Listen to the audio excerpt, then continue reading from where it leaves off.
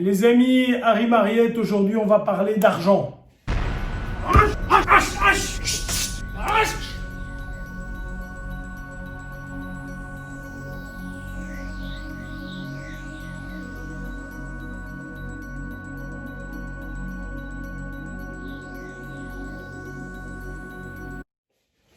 Voilà, j'ai quelqu'un sur la chaîne qui m'a fait un commentaire en me disant « Tiens, ce serait bien que tu m'expliques un peu ton parcours ou que tu expliques comment on peut s'en sortir, etc. » Et il se trouve que, je suis un peu essoufflé, je viens de m'entraîner, il se trouve que je suis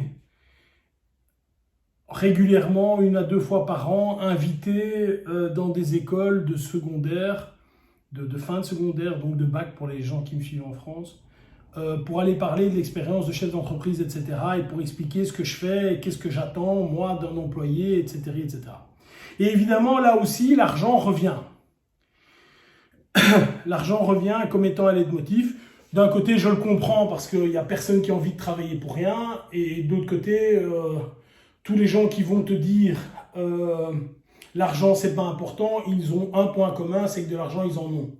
Parce que moi, je sais très bien que lorsque tu n'as pas d'argent, et j'ai été dans ce cas-là lorsque je faisais mes études universitaires, je donnais cours de karaté pour manger, donc je sais très bien que quand tu n'as pas d'argent, tu ne penses qu'à une chose, c'est au fait que tu n'as pas d'argent. Donc je sais que c'est important. Donc le gars qui te dit l'argent ne fait pas le bonheur, il n'a jamais été dans le cas où il n'a pas eu d'argent, parce qu'il se rendra bien compte que tout peut être bien, mais si tu n'as pas de blé, ton bonheur, il est quand même light. Maintenant, tu peux avoir plein de blé et quand même du malheur, hein, ça n'empêche pas, bien sûr. Alors, moi, je vais faire ce que j'explique aux gens, ou quand je donne des conférences, je l'explique également.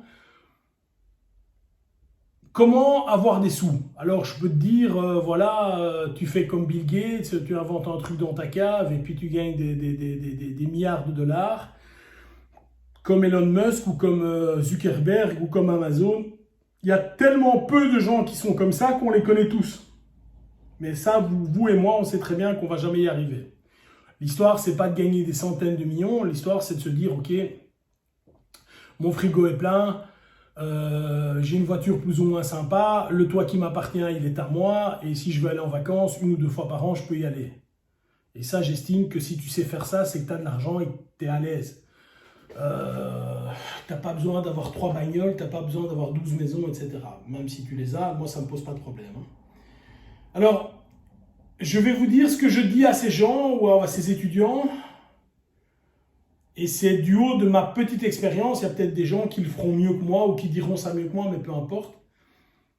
Il faut, quand tu travailles, on va d'abord commencer parce que quoi qu'il arrive, tu vas d'abord devoir vendre ton temps contre de l'argent. C'est le salariat, ça. C'est-à-dire que très peu de gens sortent des études et direct commencent comme indépendants, etc. Ça arrive, évidemment, il y a des métiers qui s'y prêtent, mais globalement, lorsque l'on commence, on vend finalement, il n'y a pas d'autre mot, son temps, c'est-à-dire ses heures, contre une certaine somme d'argent. Alors si on n'a pas eu de chance, on le vend contre quelques euros de l'heure. Si on a plus de chance et qu'on a un grand diplôme, on peut le vendre 100 ou 200 euros de l'heure, ça dépend de ce qu'on fait comme job. Du haut de mes années, j'ai 3 conseils à vous donner. Moi, j'ai travaillé dans des très grandes entreprises. J'étais donc en Belgique, évidemment, directeur dans quelques grosses boîtes.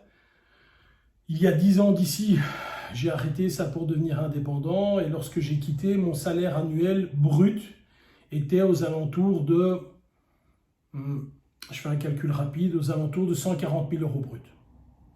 Alors, même encore maintenant, 140 000 euros bruts, c'est de l'argent. Maintenant, il faut remettre un peu le truc dans la question, c'est que 140 000 euros, tu enlèves 60% de taxes, bon, ça te laisse un peu moins. Mais enfin, je rassure, tu sais vivre, tout allait bien, bien sûr. J'ai tout quitté pour devenir indépendant, mais je vais en parler ensuite. Alors, moi, ce que je recherche, est-ce que je recherche si j'engage quelqu'un pour travailler pour moi, quel que soit le job, vraiment, tu peux être pizzaiolo, livreur Uber, docteur, plombier, machin, tout ce que tu veux. Si tu travailles avec moi, tu dois avoir ces 3 qualités-là. Si tu n'as pas les 3 qualités que je vais te donner, on ne travaillera jamais ensemble. Jamais, jamais, jamais ensemble. La première qualité que tu dois avoir, c'est que tu dois être utile.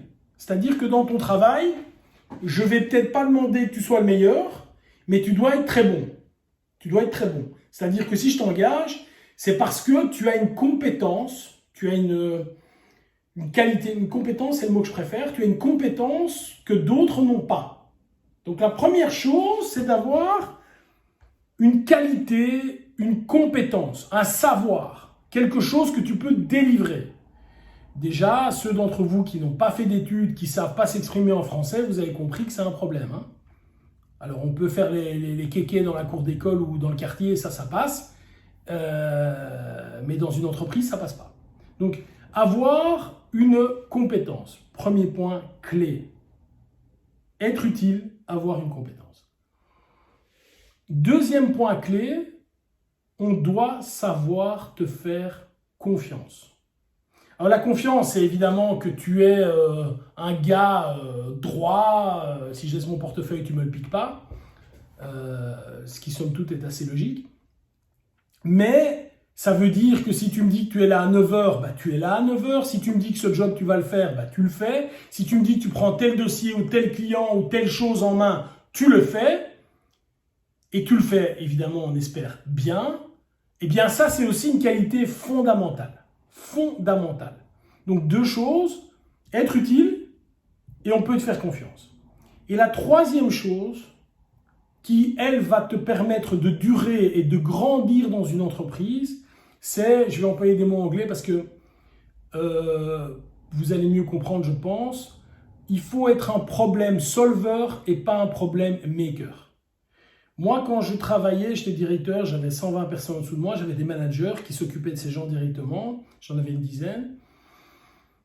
Et j'avais un ou deux managers qui venaient avec des problèmes, parce qu'évidemment, il y a toujours des problèmes, et des solutions. Et le reste venait avec des problèmes et attendait là, comme un chien qui attend son os, que je trouve la solution pour eux. Non, c'est pas comme ça. Donc après avoir réorienté certaines personnes et recadré certaines personnes, ils ont compris, mais si je te confie un job, c'est pour que tu gères ce job. Alors tu peux évidemment avoir besoin d'un avis. Tu peux avoir besoin d'un avis, mais s'il y a un problème, viens déjà avec une solution, même si elle est mauvaise. Même si elle est mauvaise. Que tu sois pizzaiolo, plombier, chef d'entreprise, c'est toujours la même chose. Évite de faire partie des gens qui font de leur gueule pour rien. Évite de faire ça. Évite de faire ça. Donc, troisième conseil vraiment clair, fais en sorte d'éliminer les problèmes. Ne les apporte pas à ton patron. Ne les apporte pas à ton entreprise. Voilà. Les amis, une petite vidéo assez courte, simplement pour vous expliquer, du haut de ma carrière, si tu veux réussir la première partie de ta carrière, c'est-à-dire que tu vas commencer par le salariat, si tu veux réussir la première partie de ta carrière, c'est-à-dire un peu t'élever dans la société, etc., on verra ensuite, si la vidéo vous plaît, avec les likes ou que sais-je, je vous expliquerai d'autres clés pour gagner des sous ou pour vous développer simplement, parce qu'il n'y a pas que gagner des sous non plus. 3 clés, je les répète, être utile, avoir une compétence, être de confiance et solutionner les problèmes, pas les créer. Bye bye.